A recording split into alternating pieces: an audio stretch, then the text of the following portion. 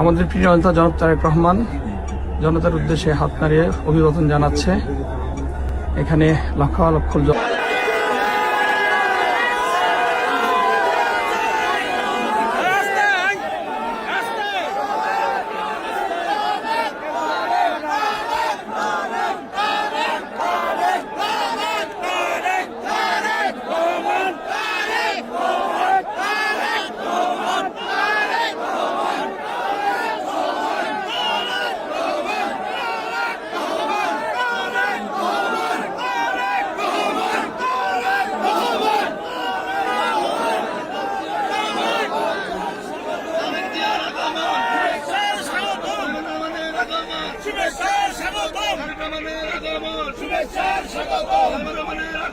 শুভেচ্ছা স্বাগত।